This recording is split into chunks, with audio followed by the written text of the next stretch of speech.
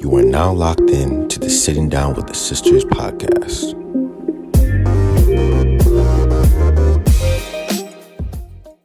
Hi guys! Welcome back to the Sitting Down with the Sisters podcast. We are your hosts. I'm Ayo. I'm Ashley. And I'm Temi. Welcome back. Welcome! Happy New Month. It's March. What's March in French? Mars. Mars. C'est Mars. You okay? Hello. No, right on my street. Me, you know? So in today's episode, we're going to be discussing people pleasing. What it means to be a people pleaser. Have you ever been a people pleaser? How people get to that level people of pleasing, being a yeah, people, exactly. How you identify that you're a people the different pleaser. levels there are to it. Yeah. Whether you're conscious of it, unconscious, subconscious, or whatever it is. Let's go. Get into it. What's a people pleaser, y'all? What's a people pleaser? How would you guys define what people pleasing is? I think people pleasing, I used to see it as such a negative thing. I used to see it as like you just want everyone to like you. And why? Like, why do you always want to be liked everywhere? Like, it's almost like not being center of attention, but you just want people to care so much about you and think about you all the time. But maybe it's growth and maturity, but I see it differently now. I see sometimes people pleasing can be something you can't help doing. Like, you just don't want to let people down. Do you know what I mean? Like, a lot of people are quite empathetic, so they find it very hard to let others down. And do you know what I mean? Like, they feel what people feel, and they're gonna stretch themselves, whether it even if it's to stretch yourself thin to make sure someone else is happy. So that's another point of view that I see it from. I think you made a good point in terms of when we think of people pleasing, we automatically see the negative connotation to it. 100%. When the bottom line is everyone wants to be liked, everyone wants to be loved. Yeah, but however, to what extent and to what lengths like are you going to? Are you, as Temi said, exerting yourself to the point where you're wearing yourself thin just to have and seek approval from those around you, and for that to then give you peace of mind? Or is it the other side where, you know, you want to make those around you happy, but you're doing it in a way that's healthy for you and not in a way that stretches yourself? So I guess that's why there's layers to it. I think you have to really dig deep and look at, okay, why am I doing this? Why am I doing certain things that's then making me feel empty at the end of it? And am I doing this for validation, or am I doing it to make those around me, as I said, happy? Do you know what's interesting with the term people pleaser? I feel like like, if I had to think by myself, I've searched it just because I wanted to see the definition. But I think in and of itself, I do think people pleasing has a negative root. I don't think, like, there is wanting to make people happy and wanting to make people proud and all of those kinds of things. But those can be from positive places. I think people pleasing in and of its nature stems from a want to be validated and stems from a want to be affirmed. And in those wants are not negative, but the route you take to it, and if your life is governed by it, which is what tends to happen to people that actively are people pleasers, then I do think it is a bit negative. I do think that people pleasing looks different for a lot of people, because it can look like what I think one thing that Nigerian Yoruba culture can create is a people pleaser. Wow. Like, if you want to talk about a culture where saying no, like having your own mind, where they've made community such a thing that if you think about just yourself, you're just not seen as a good person. And like putting yourself in such a to the point where you kind of put yourself in an uncomfortable, you can put yourself in many uncomfortable positions so that other people feel respected and, you know, validated. Absolutely. That in itself, like, I That's just think issue. just grow up Nigerian, you have an element of people pleasing you. 100%. Wow. That's why I think it is negative. Like, I think what you're saying, like what you guys both said, I see what you guys are saying. Like, there's definitely ways you can make it healthier, but I think in its essence it's negative. When I made those 2 points, I didn't mean what I was trying to say is the results is usually negative because it means that you're still putting yourself at arm's way to help somebody else, But what I mean is, I used to see the people, the people that would do themselves, as I used to think it tied in with not necessarily attention seeking. I just used to think people, do you know what I mean? Not necessarily the act of what they were doing, but the people doing it. Themselves. I used to view them negatively. Whereas when you look at the reasons why they're doing it, I don't view them as negative. Some people can't help themselves. It's just that I can't afford to make somebody unhappy. If I can do what I can to make them happy, I will do so. You know, that's what I meant by that. Yeah, I think I get that. We definitely all have people pleasing tendencies, because do you know what's so crazy? Yeah, I would want to think I'm not a people pleaser, but I think in a lot of ways I have and can be a people pleaser. I think we all have elements of people pleasing, because if we didn't, it'd be a bit crazy, because we want. Do you know why it'd be a bit crazy? Because I don't know, I think it's human nature, especially if you're a good person and you care about the people around you, you always want to see them happy. And if sometimes it means genuinely to put yourself, you know, to put yourself down a little bit, to compromise your boundaries to make someone you genuinely care about happy, I can understand that, because I think we've all done it before, whether it be in a romantic setting, family, friends, however. Do you know what I mean? There's been times where it's just been not convenient for us to do something, and you don't mean to, or like you don't find that's so true. We all have elements of it. If I ever met a person and they said, you know what, I've never had to compromise ever in this life, I had to compromise myself for somebody else, I would think, okay. Yeah, I would also think you're not that much. Do I believe you? I also think I either don't believe you, or I can't. I don't know if you're the type of person. You're not maybe my type of person. because you're not that considerate. You're not that considerate, because all you know is that's me, so me, true. me, You know, It just doesn't work like that. And that's such a good point on when you guys said, you know, growing up Nigerian, because I feel like I could relate to that, and speaking to other people that come from different countries in Africa, that's a theme that's very common. And I find that when you were saying, you know, there's elements of people pleasing in all of us, I feel like I definitely have that with my family, specifically my parents.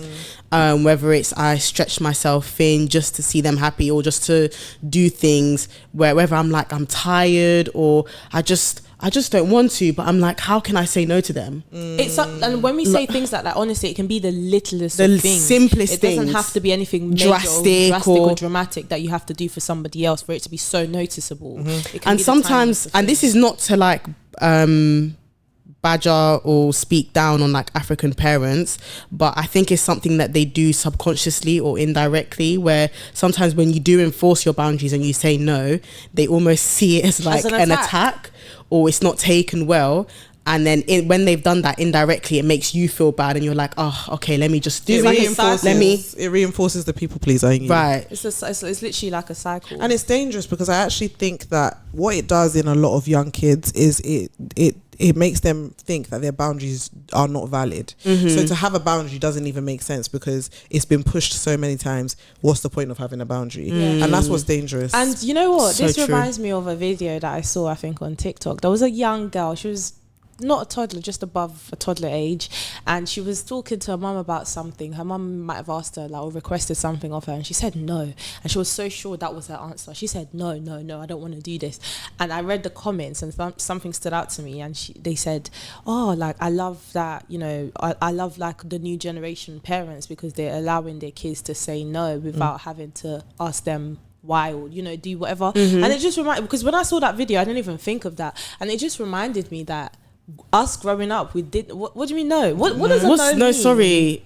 Why are you saying no? What was no? And do you know what? If our parents were to see the same video, they'd call her spoiled. They'll call her rude. What do you mean spoiled? Rude. Spoiled. Like, why she's rude. She doesn't respect her parents. The Bible says to honor thy mother and father. She's not doing that. They will have so much judgment to say, like, it's crazy. You can't raise children like this. But someone literally pointed out, like, at that age is the time to start teaching them. That's what you. And you know, it's so dangerous. Yeah, when you teach a child, or you show a child that their word is not bond, or what they like, their no is not enough, they then carry that into their adult life. And then, as I also said previously, the boundaries that you try to enforce, or you want to enforce, you just feel like, what's the point? And that can now translate, whether it be into relationships, the type of person you get into relationship with, friendships, people, you just allow people to walk all over you. You don't have any sense of safeguarding over yourself. And trigger warning, sorry, I don't I don't want to trigger anybody, but I just think I should say a trigger warning. I'm going to speak about abuse. I think it's sad to say, but there is a big correlation between a lot of people who've grown up in African households. Let me speak for Nigerian households. I've seen it a lot where a lot of Nigerian kids, Yoruba, I'll just speak for Yoruba because I'm Yoruba, can have a story where they've been molested, touched, abused, any of those things. And I feel like there is some sort of correlation between not being able to stand up for yourself, not being able to say no, and then also not having the safe space to then expose a bad thing that's happened to you. Right. Because unfortunately, when you create a system where elders, their word is above your word, and if you don't agree or go in line with what they do, then unfortunately you're going to get in trouble for it. You create a cycle where people can do things like that and exercise their power in very malicious and dark ways. And unfortunately, because you've already silenced that child's no, absolutely, and it's really sad. So crazy. It is. That's so crazy, and it also goes into like schools as well. Like for example, teachers, having something to say. Just because they're older than the kids, it doesn't mean they're always right, or it doesn't mean they can't make up things at the same time. Imagine a kid, genuinely having a reason for a certain behavior, and let's say they've gotten in trouble. There's nothing worse than your parent already believing the teacher before even listening to your story, because only because they're the teacher and they know best. And we've seen countless of times how the teachers can be wrong. Or, I can't imagine being that parent where I wouldn't back my child in most circumstances. We're not saying kids can't be naughty. Of course, we know they that can't be wrong. They sometimes, most times, probably could be in the wrong. That's fine, but you can't jump. It's very. I find it so bizarre how parents can just jump to conclusions, regardless of how much you know your kid. Even if you know your child might be wrong, I think it's also a very good lesson to allow the child to express themselves, right, and to hear what they have to say, because you're teaching them something in doing that. And then even if you've decided already that it's the child's fault, they've seen that you've given them the space to speak about the issue, and then you can tell them and correct them as to why they're in the wrong. And that's why as well you have a lot of people who don't respond well to authority, right? Whether it be authority in work, in a church setting, society, like it's just because I see it as well firsthand.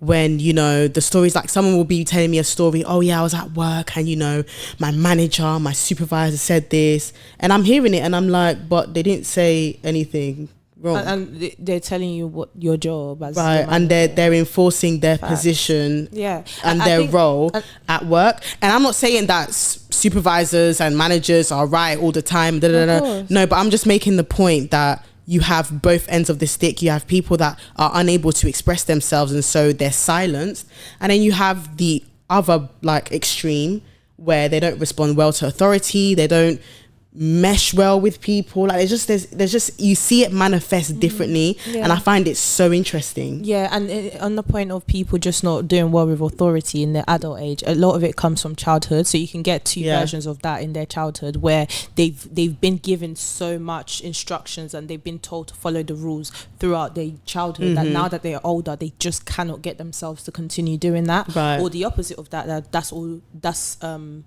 all they've known. Do you know what I mean? Like that's all they don't have their own mind, and have a mind of their own. It's like, oh, I'm just gonna do it because that's what I was asked to do.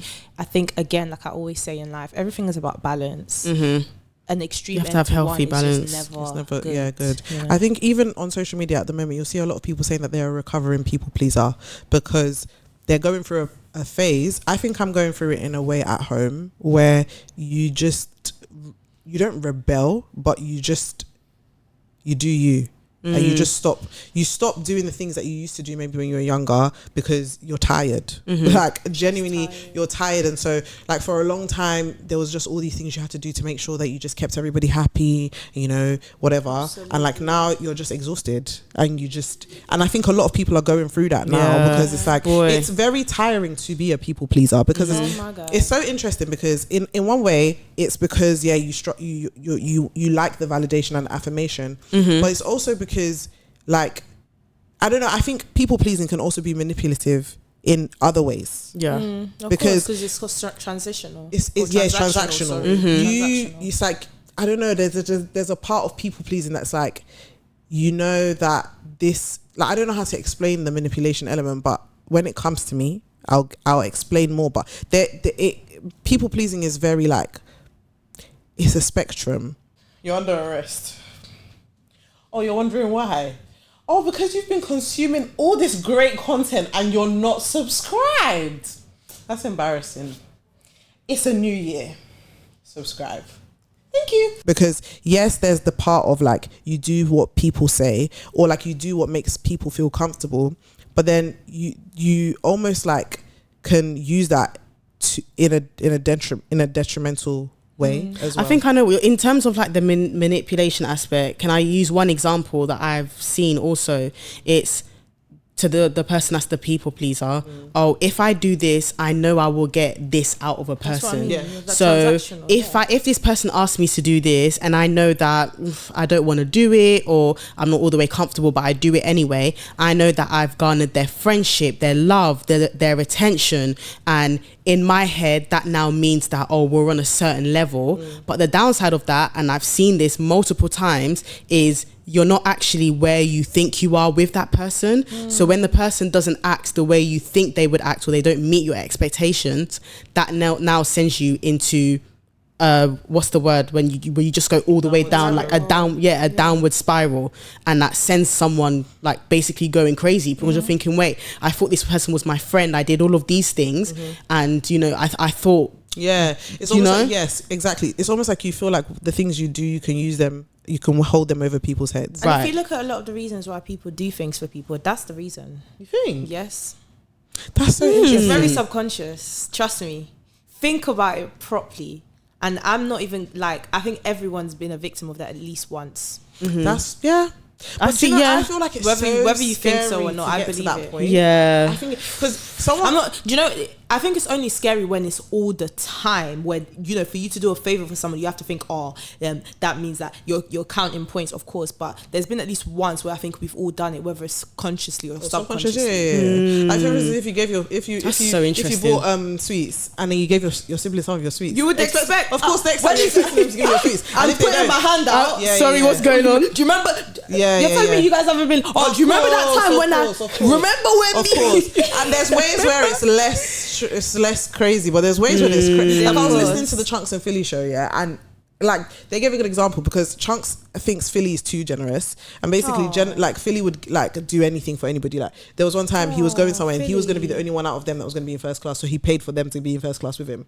So like, do you get what I mean? Me too. How can I be friends with Philly? Chunks was like, you don't need to do that just because you care about people. It doesn't mean you need to do that. I mean, it's a act of nice kindness, but you don't have to. You can rid yourself out of Halfstone home if you continue to behave like that. And obviously he's in a different tax bracket. I'm not saying that he's going to rid himself out of house or home, but I think there's a wisdom element that can apply. 100%. There was another part that they then started speaking about, like Philly.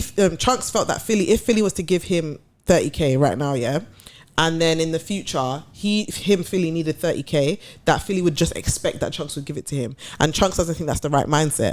Similar to what you're saying, right? Because of probably all the things that Philly might have done for Chunks. Right. So he's like, it's not the right mindset. Even if somebody's done so many things for you, they don't like Chunks basically. He doesn't think it's the right mindset to just believe that just because you've done something good for someone that you should expect something back. Like, you know, for example, I'll have people that, this has happened a bit in the past where someone's just like done something for me. I'll be like, why are you doing this? Do you not remember the time when you used to do that for me? I'm like, I was like, I don't remember. Like, you're just reminding me of things. Do you know what I mean? It's like, that's what I mean. Everyone has that. Now I see what you were saying to me. I get it. Someone is going to remember what you did for them at a low point in their lives or when they needed the most help. Yes. Right. I mean, that's not a bad thing. That's normal. The positive, that's gratitude. That's gratitude. And that's acknowledgement of something. Exactly. But if you're the person giving and the only like motivation behind your giving is that because one day I can call on this person and they're going to do X, Y, Z, like it's terrible to behave like that. It's detrimental as well, because you're going to be in for a big shock. What if it's not your only motivation, but it's one of them? Is that bad? I don't think it should be any of your motivation. Like personally, that's why one thing with me,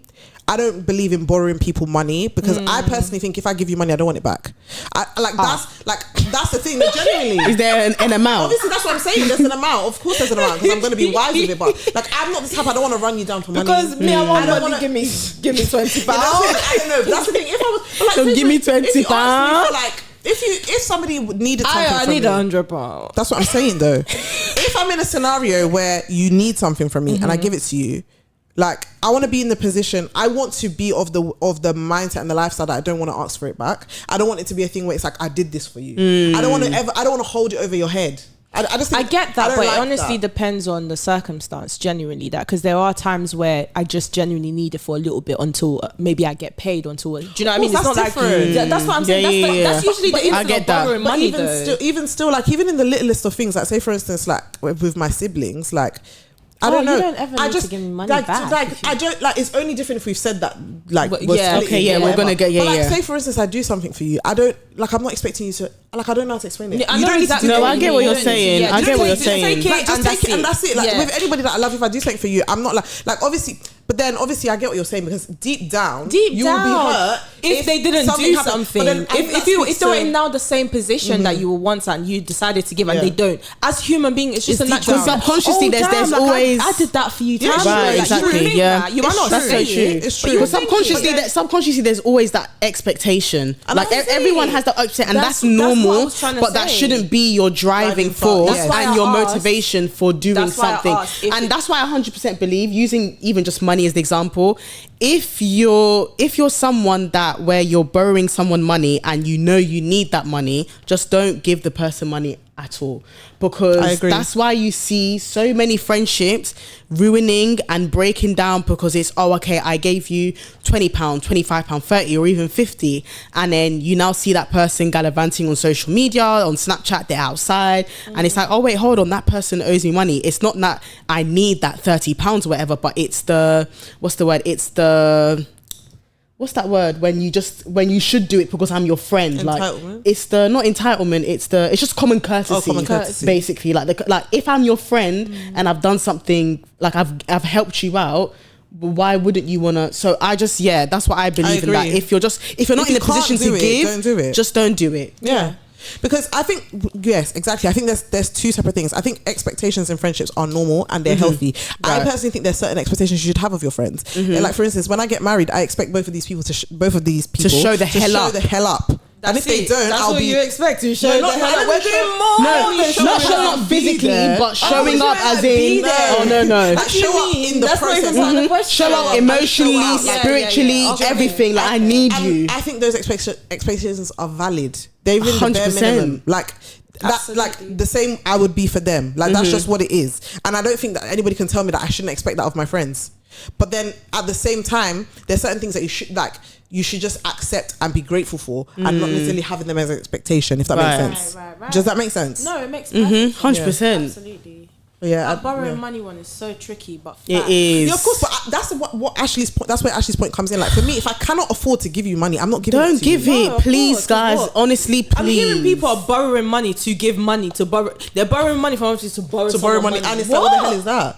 It's a lack of. I have a friend, she told me how she borrowed someone money. This was during uni. Obviously, uni was tough times, but tough times never last. Yeah, but tough people did last. That's it. Hallelujah. We're standing now.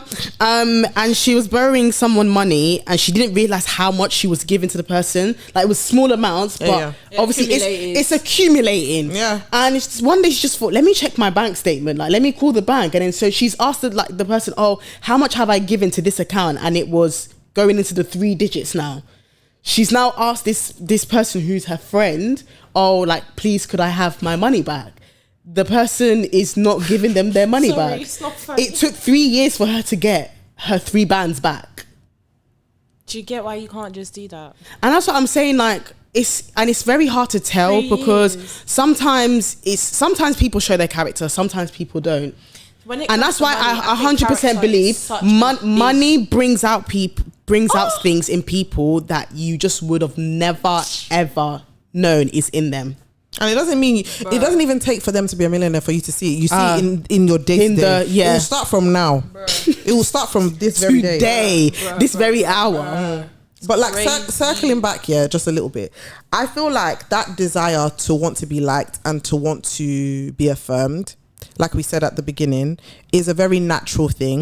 But it's like, how much of that will you allow to govern the actions that you take and to validate you as well? Yes, because I think the only way you're not a perpetual people pleaser is if you put your identity in something that is constant. I think if you put your identity in what people think of you, unfortunately you will continue to be a people pleaser. Right. Yeah, like it's just gonna, like, you always want people to think you look nice, you always want people to think you dress nice, you always want people to think you have money, you always think, like, at the end of the day you're gonna run into the ground. It's just impossible for you to be stable. This it's journey impossible. is on your own. For everyone should face their front.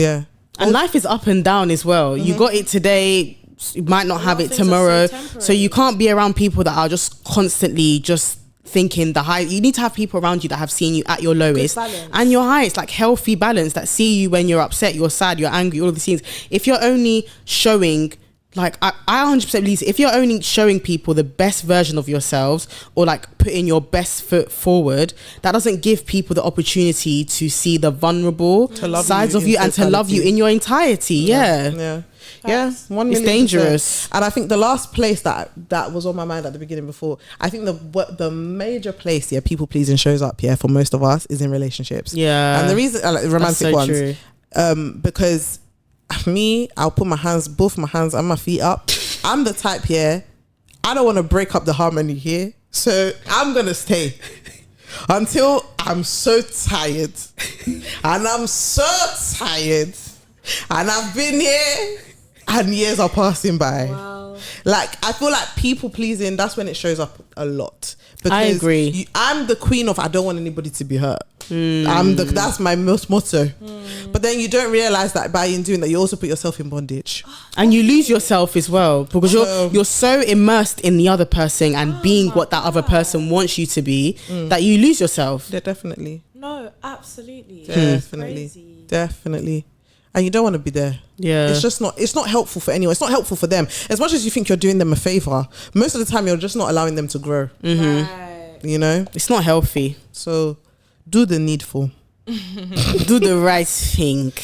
Any advice for the people pleasers out there? Don't do it. No, don't do it. I'd honestly say go back to the drawing board. And in saying that, I mean, really look inwards and ask yourself, okay, why am I doing this? And also have conversations with, like, people around you that you trust and know you, because oftentimes you don't realize, but the people around you, they'll see things in you that you don't necessarily see in yourself, or things that you try to conceal, and that's why I say go to someone that really knows you, because then they can have that honest and transparent conversation with you and just say, hey, I've noticed this, why do you do this? And they can often shed light on areas in your life where you kind of just need to just release and kind of grow out of. So I think that's definitely helpful. That's an aspect. I agree. The drawing board, being self-aware. I think being self-aware is very important. Asking the right questions, and just realizing that this sounds silly, but realizing that not everyone has the same heart as you. Just in terms of being taken for granted, and just know when to draw the line. Mine would say that your boundaries matter, like your voice matters. So, like, as much as you think that you're doing all these things just and making people happy, what makes you happy also matters. And your peace, your comfort, all of these things matter. Not to say that you should be so selfish to the point that you don't think about any other person, but how you feel within your own spirit is important. A healthy balance. A healthy balance is so key. Your no means no, and that's okay. Mate, I had an experience recently, and I know this one is bants, I was at home. This was literally like a couple of weeks ago, and we had some family friends over, and they were like, oh, bring out your cello, play for us. I said, sorry. No, because the thing is, for me, it's like, it's giving very much dance for your uncle. Do you get? And I was just like, sorry. I love this. Is it how they asked, or is like, for me, it's it might be how they? No, for me, it's after I've said no. Don't keep asking me. Do you know what I mean? Like, don't, like, for me, at this age that I am now, I'm going to keep saying no. Like, I'm not afraid of what it looks like. I'm just not afraid of it. But do you know what? I will stop saying, I'll just stop responding after a while, because I can't keep opening my mouth and wasting my breath. No, that's the thing. Do you know what I mean? I'll do also, so you don't listen, you're hard of hearing. But when I say no, I mean, I'll say no to a certain extent, but when I'm tired, I'm not going to keep saying no. I'll just be looking at you. For me, it's like, this person was somebody older than me, innit? It's just like relative, whatever. And like for me, it's like I'm not going to be disrespectful, but I'm not doing it. So we'll be on this fight together. And for me, it's like, and you stood your ground. Yeah. That's enough. You have to stand your ground. At this You stage do. in my life, like I don't need to do anything. I'm not comfortable doing. Right. And like, yeah, okay, it seems like, oh, like it's not that deep. No, but for that, to you, It's not that for deep. me, Yeah. I didn't plan to do that today. So That line is very irritating. Oh, it's not that deep. Just do it. Like, just no. I've said no. my no means no, and I'm fine with that. I've actually said no. That's the same. Remember we spoke about like when it comes to drinking and just public. Yeah, houses and things that's like what just I'm setting your thinking of. boundaries. It's very irritating. I don't That's wanna true do because it. people pleasing shows up there. actually. Yeah. of course. That's so crazy. 'cause Peer pressure. Peer pressure. no, Yeah. you're right, because I was talking to a colleague and she was saying like she doesn't actually care really for drinking and like all these things, but when she's out, she just feels like she has to. And I'm like, well, you don't. Yeah. You really It's not don't. like social acceptance. Yeah. Yeah. But like, just know you don't, anything you do not want to do. Yeah. You do not have Be to so do. secure That's in it. yourself, because a lot of the time the things you don't want to do, you have reasons for those. Yeah. So remember your reasons. Yeah. stick And by stand your them. ground. And anybody that ridicules you for it, like I know it's not always malicious on their side, but like just know that their word is not above yours. Do you get? Sometimes it is malicious. Yeah, but that's another defo. conversation for another day. Defo. Perfect. Great. But yeah, we thank God for your lives, everyone. Thank you for tuning in. Always. Thank you for waiting till the end. We'll see Let us know your thoughts down below, guys. Yes, and we'll see you next week. Bye. Bye.